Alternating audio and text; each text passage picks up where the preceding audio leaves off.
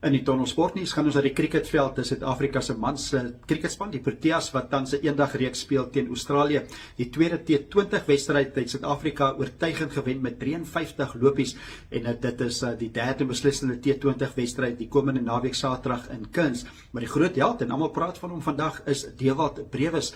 Hy het 125 aangeteken van net 56 balle. Hy het sy 50-tal van net 16 balle aangeteken en dan sy 100-tal van net 41 balle. So 'n briljante prestasie om dit in konteks te sit. Hy hou nou die rekord. Hy is die Suid-Afrikaanse mans cricketspeler wat die rekord nou die hoogste telling ooit in 'n T20 internasionale wedstryd. Hy oortref Faf du Plessis se 119 wat hy in 2015 aangeteken het teen die Wes-Indiese eilande. So Dewald Brevis is 'n belangrike speler vir die toekoms vir die Proteas. Hy is maar nog net 22 jaar oud. Dit was maar net sy 9de T20 internasionale wedstryd en hy is veral belangrik vir volgende jaar Februarie is die Wêreldbeker T20 toernooi in Indië en Sri Lanka. So Brevis sal 'n belangrike speler wees in daai toernooi. Dit dan in die Tunnel Sportnuus.